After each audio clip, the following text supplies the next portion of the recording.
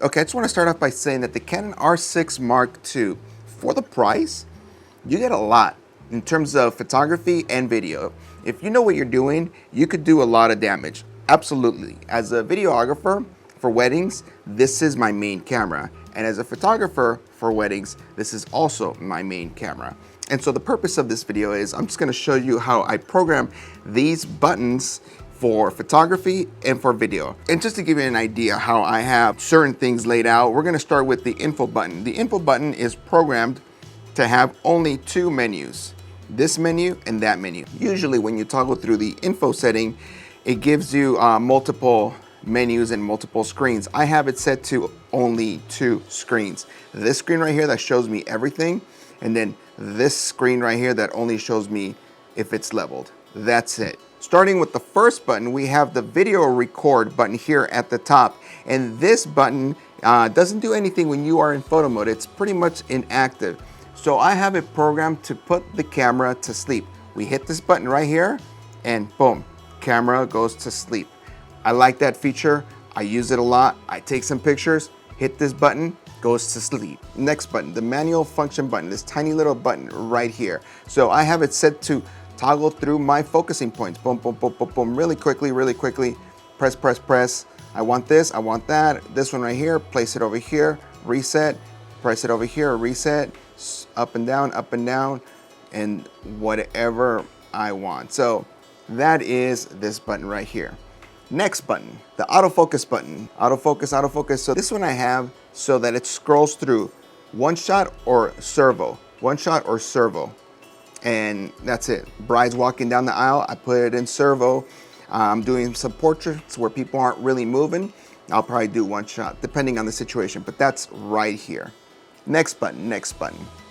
This guy right here, the auto exposure lock button right here. I have it set for my white balance. So I just press this button right here and then scroll, scroll, scroll, change my white balance, press, press, scroll, scroll, white balance, white balance. Now, another way I have my white balance programmed is by pressing the shutter button halfway, and then I just turn this ring right here, and that's how I am able to also change my white balance, my Kelvin. Next button, the autofocus point button right here. Now, this one's a little funky.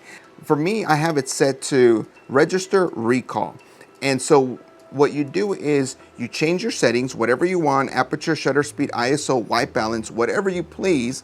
And then you go into your menus, you go into your button configuration, you find that button, you go into that setting, and then you tell it, record and memorize all of the settings that I have currently. The only way to program those settings is through the button customization settings. It's funky. It's almost like having a C1, C2, C3, but it's like embedded into the body. Okay, next button is the depth of field button here in the front of the camera. So I have this one set by pressing, boom, boom, boom with my ring finger. I have it set to activate silent shutter. So right now it's on. I'm taking pictures, nothing is happening. And then we turn it off and now you can hear it. One thing to keep in mind is you need to have your anti-flickering off. If you have it on, it's not gonna work. So you need to have anti-flicker off for this to work. But that's how I have this program. This guy right here, silent on, silent off, silent on, silent off. And then last but not least, the joystick. So the joystick moves your focusing points around, but by pressing in, it recenters it. Move it around, recenter, move it around, recenter. Switch, switch, switch, move it around, press, recenter. And that's how I have that program. So in terms of photography, those are my settings. Now let's move over to video by switching right here. Boom, boom, boom, switch, switch, switch. Okay, now we're in video mode. Same thing right here with the info button. We press the info button twice and I only get two menus. A menu with all my information, and then another menu with pretty much nothing except for the level. First button, multifunction button. Okay, so this one I have set, same thing. It toggles through my focusing points. And if you can see, it goes from this guy to this one. It skips these two, boom, and it jumps to this one, and then it skips this one as well and it goes to this one. So I only have it programmed to do that.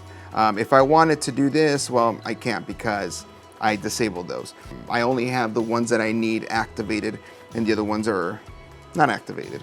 Okay, next button is the autofocus button. So this one, I have it set for it to stop focusing. Now, in order for this to work, I have to keep holding the button down. Okay, and the moment I release, it'll start hunting focus again. So let me see if I can do a little example. Okay, so here we go. Now it's in focus. I press a button and it's holding focus. It's not gonna hunt for anything anywhere, right? As long as I'm holding it, the focusing is locked. The moment I let go, then it's gonna start hunting again, right? And then I can hold that focusing, boom, lock it again, go back to here, and then look for something, and we're in focus, focus, focus, lock it, and yeah, that's what I have this button for. For video, it works well. Sometimes I don't want it to be hunting, and for that moment, I'll just hold the button down and the focusing is locked in place. Next button is the auto exposure lock button right here. I press it once, we go into false color, I can let go, change things around, and I can see what is overexposed, underexposed. The cool thing about false color is you can use it while recording. And it's awesome. It's great, it's phenomenal. That's one of the features that brings a lot of value to this camera. The false color, 100%. It shows you what's underexposed and what's underexposed. So you can really dial it in by using false color. And of course you can use false color while you're recording. That's a huge plus. So yeah, false color on, off, right? Next button is the autofocus point button right here. Press it once and I can change my Kelvin. Again, the cool thing about the R6 Mark II is you can change your white balance while recording. So during the ceremony, during the reception, if something happens and the lights change, the temperature changes, whatever the case may be, press the button and then scroll, scroll, scroll, scroll and change your Kelvin. So that's how I have this button programmed.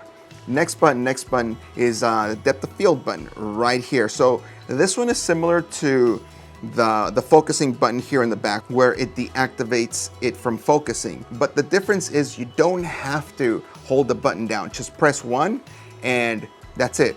The focusing is completely inactive. So it pretty much pauses it. And as you can see, it says movie servo autofocus resumed, movie servo autofocus pause. So if it's on a tripod and you know it's in focus, you just press this button here once, boom, walk away, and it's not gonna do anything. It's not gonna move around. And it's cool to have it here in the front because it's harder to accidentally tap it.